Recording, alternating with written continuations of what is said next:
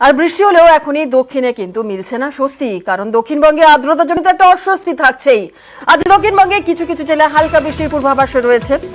এবং আর কি বলছে হাওয়া অফিস, একটু জেনে নেওয়া যাক। আমাদের সঙ্গে রয়েছেন আমাদের প্রতিনিধি বিশ্বজিৎ সাহা। বিশ্বজিৎ, দক্ষিণবঙ্গে আর্দ্রতাজনিত অস্বস্তি ছিল তো এতদিন ধরে, এবং এই অস্বস্তি আরো কিছুদিন তাহলে থাকছে, আর কি বলছে হাওয়া অফিস? এই সপ্তাহে এই আবহাওয়া থেকে মুক্তির উপায় নেই দক্ষিণবঙ্গে, এমনটাই বলছে আলিপুর আবহাওয়া দপ্তর। কারণ বজ্রবিদ্যুৎ সহ বৃষ্টি বিক্ষিপ্তভাবে বিকেলের দিকে কোথাও কোথাও হলেও সেই বৃষ্টিতে স্বস্তি আসবে না। আজও চরম তাপপ্রবাহের সতর্কতা রয়েছে পুরুলিয়া, পশ্চিম মেদিনীপুর, পশ্চিম বর্ধমান এই 3 জেলায়। এছাড়াও তাপপ্রবাহের পরিস্থিতি এবং গরম ও অস্বস্তি থাকবে আরো 5 থেকে 6 জেলায়। এছাড়াও যে বজ্রবিদ্যুৎ সহ বৃষ্টি বিকেলের দিকে সামান্য হলেও আগামীকাল থেকে এই বজ্রবিদ্যুৎ সহ বৃষ্টি ও ঝড়ের সম্ভাবনাটা একটু বাড়বে।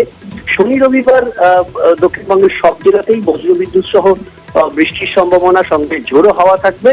আগামী সপ্তাহে এই বৃষ্টির পরিমাণটা একটু বাড়বে এবং আগামী সপ্তাহের মাঝামাঝি ভারী বৃষ্টির একটা সম্ভাবনা দেখা দিচ্ছে বলে আবহাওয়া বিজ্ঞানীরা জানাচ্ছেন। ধন্যবাদ বিশ্বজিৎ। আর এরই পাশাপাশি গরমে নাজেহাল পরিস্থিতি বাঁকুড়াবাসীর। গত 24 ঘন্টায় জেলা তাপমাত্রা 40 ডিগ্রির বেশি বাঁকুড়াতে। সকাল থেকে সেখানে চড়া রোদ। আর কি পরিস্থিতি রয়েছে আর একটু আপডেট নিয়ে নেওয়া যাক। আমাদের সঙ্গে প্রিয়ব্রত রয়েছে। প্রিয়ব্রত, কি ছবি বাঁকুড়াতে? দেখো জুনেরা, গত কয়েকদিন ধরে যেভাবে তাপমাত্রা বাড়ছিল, গত পরশুদিন যে বৃষ্টিপাত হয়েছে তার থেকে তাপমাত্রা হয়তো কিছুটা কমেছে, কিন্তু আর্দ্রতাজনিত যে অস্বস্তি সেটা কিন্তু বেড়ে গিয়েছে। তুমি জানো যে বাতাসে আপেক্ষিক আর্দ্রতার পরিমাণ 77%। এখান থেকে তুমি বুঝতে পারছো যে মানুষজন যারা রাস্তায় বেরোচ্ছেন কিংবা বাড়িতে থাকছেন তারা গরম হতে হচ্ছে, ফ্যানের তলাও নিস্তার পাচ্ছে না, এবং বাইরে বেরিয়ে তো চড়া রোদ, সঙ্গে কিন্তু প্রচন্ড গরম এবং বেলা বাড়ার সঙ্গে সঙ্গে তাপপ্রবাহের কারণে রাস্তাঘাট এক প্রকার ফাঁকা হয়ে যাচ্ছে। এবং এই বৃষ্টিপাত যেটা হয়েছিল গত কয়েকদিন আগে, সেটাতে কিন্তু ঝড় এবং বজ্রবিদ্যুৎ বেশি হয়েছিল। তুমি জানো যে ঝড়ের কারণে একটা এলাকায় কিন্তু ব্যাপক ক্ষতিগ্রস্ত হয়েছে এবং গ্রামের প্রচুর বাড়ি উড়ে গেছে, এবং তার পাশাপাশি 3 জনের মৃত্যু হয়েছে বাঁকুড়া জেলা জুড়ে।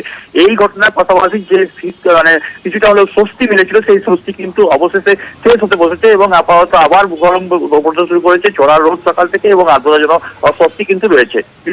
বেশ, বাঁকুড়ার ছবি যেমন দেখলাম, আর পুরুলিয়ার দিকেও নজর রাখতে হচ্ছে, কারণ পুরুলিয়াতে আবার বৃষ্টির দেখাই নেই, সেখানেও চড়ছে পারদ। সকাল থেকেই চড়া রোদ, আর তার সঙ্গে গত কয়েকদিনের যে তাপমাত্রা, সেই তাপমাত্রা দিনে দিনে যেভাবে বৃদ্ধি পাচ্ছে, গত 24 ঘন্টায় তাপমাত্রা 43.4 ডিগ্রিতে পৌঁছেছে এবং স্বাভাবিকভাবেই এই তীব্র গরমে মানুষ অসুস্থ হয়ে পড়ছে।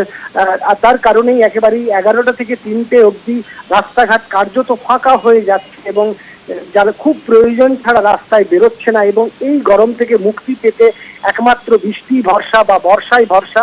তবে সাধারণ মানুষ বা পুরুলিয়াবাসী চাইছে বৃষ্টি হোক, যদিও পুরুলিয়াতে ছিটে ফোটাও বৃষ্টি হয়নি। বুঝলে না? বেশ বেশ, একেবারেই। ধন্যবাদ ইন্দ্রজিৎ।